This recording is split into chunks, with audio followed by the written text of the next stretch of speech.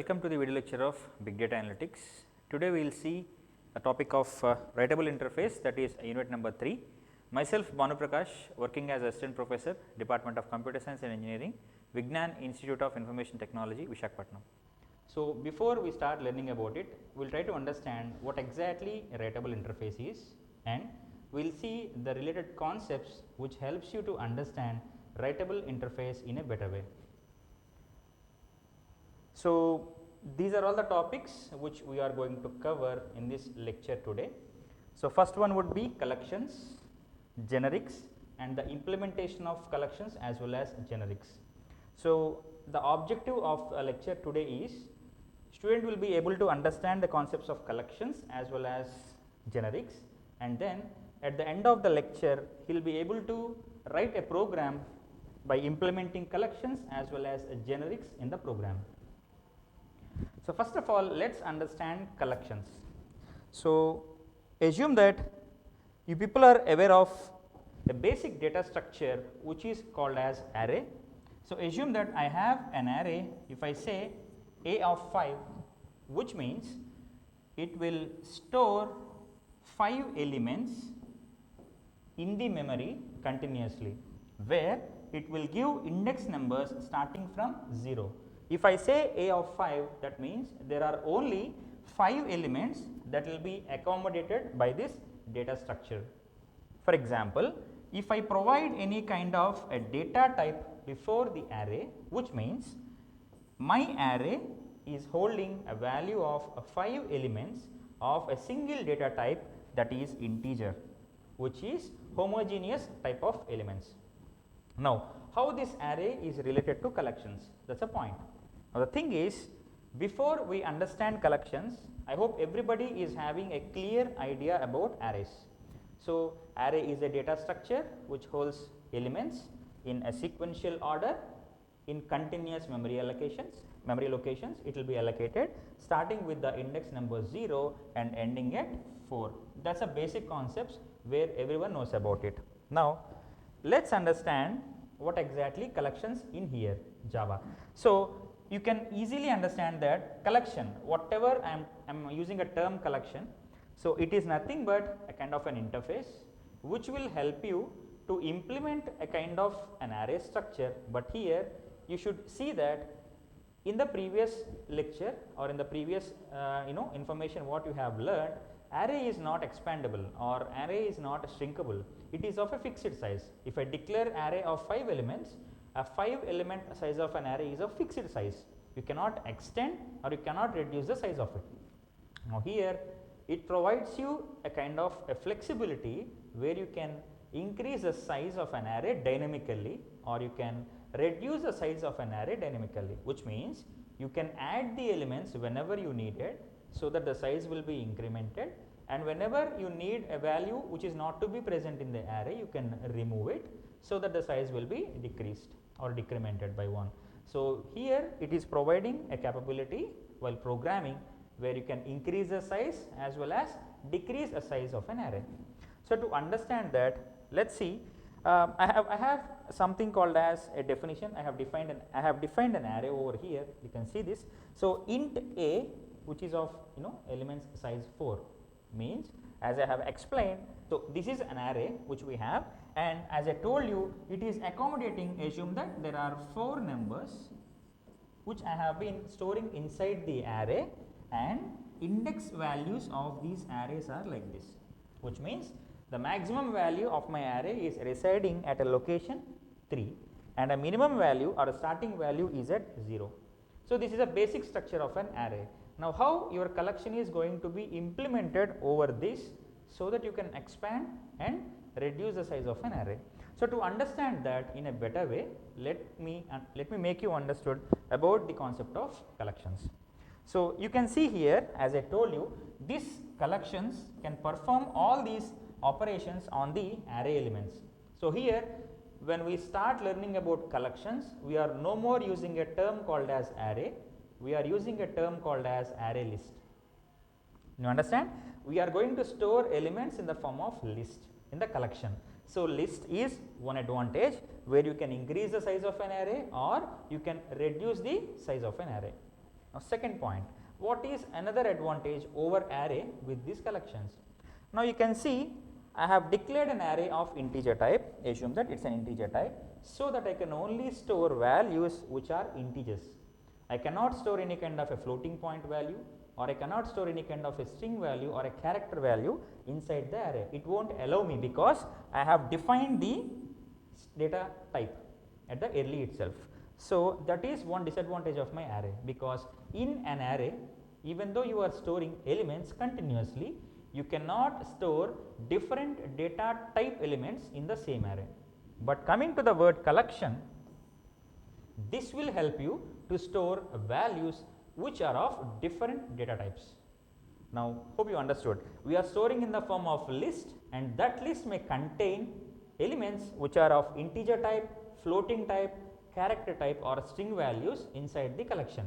So, collection is an interface which will help you to implement a structure like array. We are calling it as an array list, and in that we are going to store different kind of elements of different data types. So, let us understand. Now, with this example you can see here I am implementing something called as collections, and this is the name of a variable, and I am defining it under array list. Initially I used to use a term called as an array. Now, I am using something called as array list. So, in the array list I am going to store list of elements inside the structure. Now, I assume that this can be a structure where there is no size limit. It is keep on adding the elements whenever you have any requirement. For example, see there are two different values which I have added initially. I am adding this value 2 into this list, and as a second element I am adding John, which is a string value, and maybe third, like I can also add something like values dot add of, like some string. I am adding one more string Kiran, and I am adding the last value add of 2.4. You can see there are three different kind of data. One is an integer type, one is a floating type, and there are two values which are of string type. It does not take anything into consideration. It takes this one as a value that is to be added into the collections. So, my third one would be what I have written Kiran, and fourth one would be 2.4. So, there are 4 elements as of now that are existing in my collection structure. So, it is an array list which is keep on storing the values of different data types continuously. The size increases, keep on adding the value, it will keep on increasing the size of the structure. There is no restriction of the size, and there is no restriction of data type to be stored inside the collection. Keep that in mind. Now, so what are the advantages? As I told you, it is a kind of heterogeneous data elements, because multiple kind of data elements are being stored which are of different data types, and we have a chance to expand or the chance to reduce the size of an array. Now, by default what exactly it is? Now, let us see, you need to understand this term, as this is an object oriented approach. Everything will be considered in terms of object. We are not taking anything in terms of data, we are taking in terms of object. So, type would be object. Okay. So, you can easily understand this. Collection is an interface that provides you a special facility to create an array list. That is what here, where you can store multiple elements of different data types that exist over here. So, which is falling under a collection called as a list. So, I hope you understood the basic concepts of collections, which is completely different to the structure of an array. You can store the elements continuously, but in array you need to replace a value, or you need to retrieve the value based on the index. Here also the same. A list will provide a same kind of facility to you, where you can add an element wherever you want, and you can replace an element wherever you want based on the index values.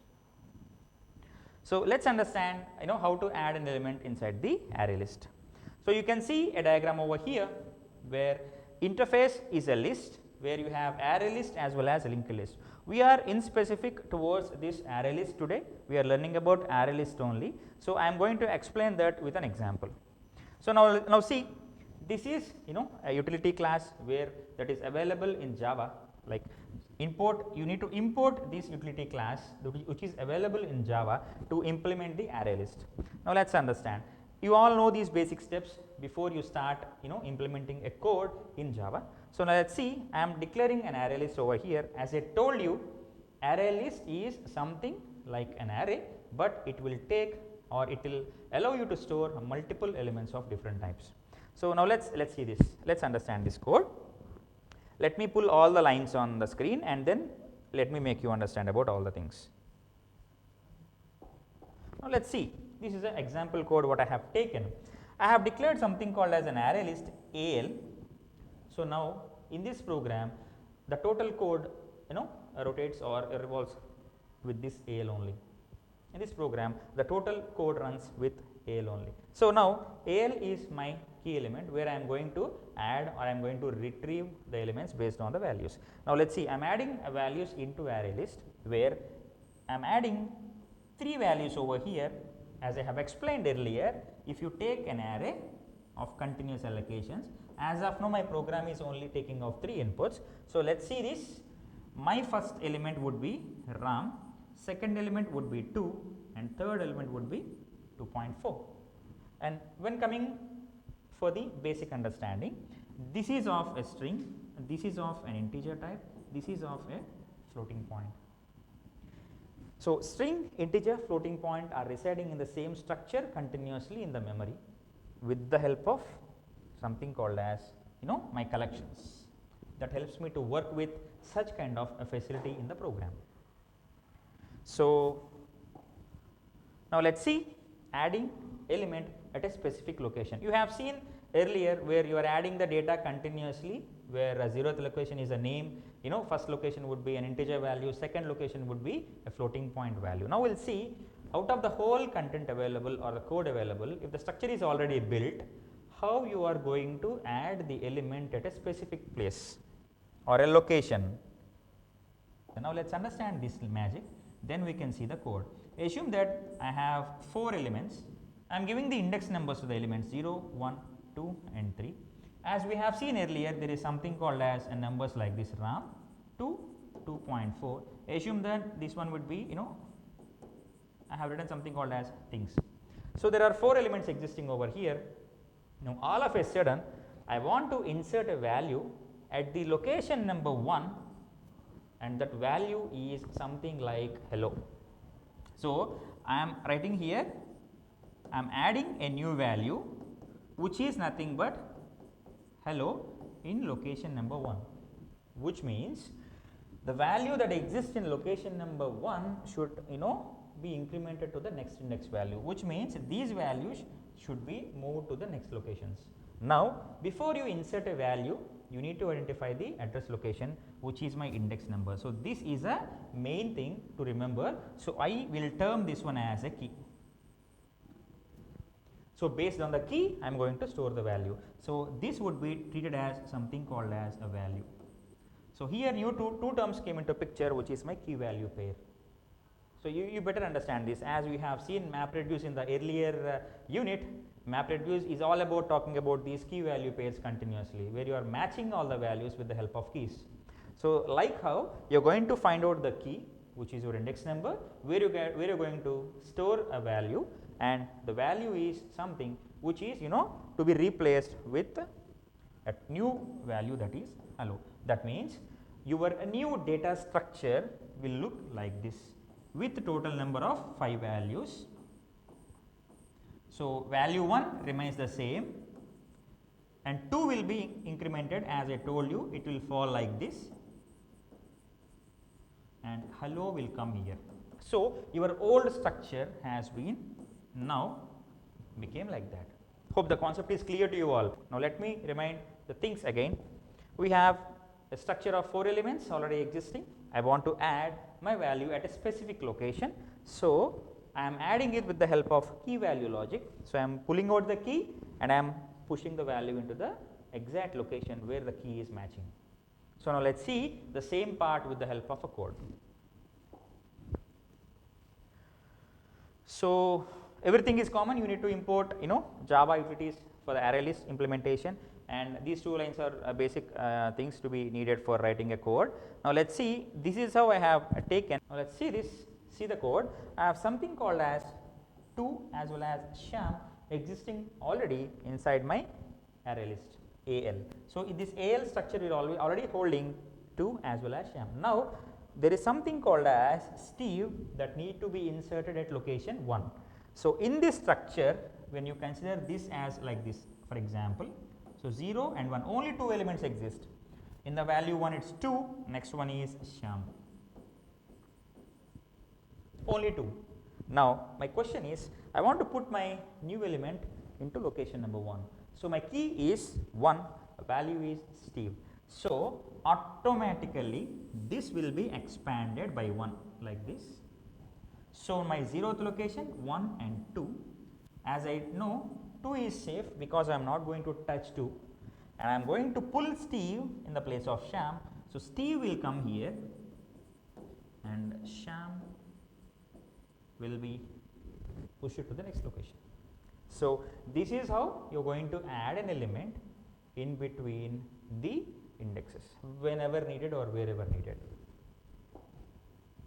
So, next one would be how you are going to delete the element from a specific location. So, I do not want to pull out much time when explaining this concept, because like adding the element, the same happens here. With the help of key you are going to pull out the value from the array, but here instead of a term add you are going to use a remove. That is what a basic difference. So, let us see with the code. So, all the code is same. Now, let us see here, I am going to use a term called as remove to remove the element from the array list. So, that is the only difference I am making over here, rest of the things are common. As I told you, when you are implementing this, you have to implement with the key value pair. So, you need to find out the key exactly where you are going to remove the element, and then you are going to give the value what you are going to remove. So, once a value has been removed, that location will be empty where all the successive values will come up. That means, location if 1 is empty, a value existing in the 2 will become a value that exists in the 1. This is how the structure works. So, that is about your collections, where you are going to add the data, where you are going to remove the data. Now, there may be a question, how you are going to set a new value for the location. Yes, what is this? What do you mean by new value? Now, let me make you understand. So, as I told you, I have an array list, where I have a value hello here, hi here, and knowingly I have placed a value 2.4. This is what happened. So, later on I have realized that if there are 2 string values or character types, why I am going to use something called as a float in here. So, I thought of replacing the same float value into another string or character. So, index numbers are important, as I told you, because based on the index numbers only, which are nothing but keys only, you can replace the values. So, if you are going to implement this new structure, like I have already have hello, I have already have hi, hello, I want to implement a third element which is by instead of 2.4. So, this is a new structure. So, you are going to hold a value 2 as a key, and you are going to replace that with by instead of 2.4. So, we use something called as set. You have already seen something called as add to add the values either continuously or whenever or wherever needed. You have something called as a remove to remove a specific element from the array, and you have now you are going to see something called as set, which is replacing the content with the new one. I am setting it with my name with the location 1. Here see the example, I have something called as a Ram and Sham in the array list already, but in the location 1 I have Sham already existing. I want to replace that Sham with my name Bhanu. So, I am using the key value as my index number, and in that index number I am going to replace this with the new content. So, this will create or this will replace a value which is already existing in the array list. So, before I start this new topic which is generics, I would like to recollect information that we have learnt already in collections. So, in collections we have seen the advantage of collections over arrays, and the major thing is you can expand the collection, that is array list size, you can reduce the size whenever needed based on your requirement, and you have already seen that how to add an element continuously, how to add element in the middle of a structure whenever needed, and how to set a new value to the element. Now, we will see something called as generics. So, as you have seen earlier, I have told you collections a concept. Now, we will see something about generics, how it will helps and all. So, generics is something to set a data type for the list of elements you are storing in collections. So, let us understand that in a better way, where so see this example.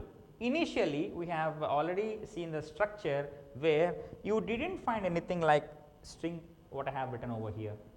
So, string is something, is nothing but a type of a data which you are going to store in this array list collection. Now, this creates a major change in the structure that you have already created.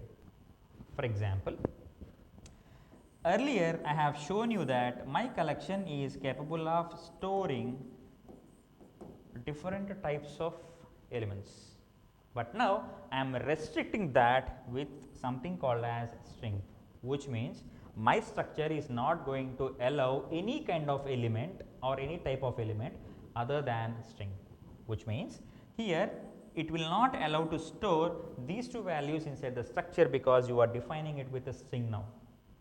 So, you have to replace all the values with strings only. It will only allow string values. That is what a key role of generics. Hope you understood. There are several types like integer, where you are going to store only integer values, you can put it off. Like here I have used a string value for your explanation. If you are not going to follow the basics of a type and you are trying to push a value which is of a floating type or integer type, it will throw an error during the compilation itself, because you are defining the array list with a string and you are trying to push integer or floating values inside the structure. So, I am just showing it off. I can do any kind of modifications, but I can do with only strings because I have clearly defined the string. Now, let us see the example. See, this is not changed. So, I have made this code fixed. Now, you can see my new program is holding something called as integer, which means I have to place only integer values inside the list. I cannot place any kind of a string value or any kind of a floating value to store the elements inside the array list. I have clearly explained it. Once again I am repeating, collections are something like a new data structure which you can remember in that way, which is an interface that helps you a beneficial, a kind of a structure over arrays, which helps you a better way to work with an array structure with the help of array list, where you can store multiple types of data continuously and you can do several operations on that. You will get a flexibility of expanding as well as reducing the size of the structure. Okay. So, now I have already told you something called as generics, and generics will help you to set a specific data type to the elements where array list is holding. So, thanks for watching.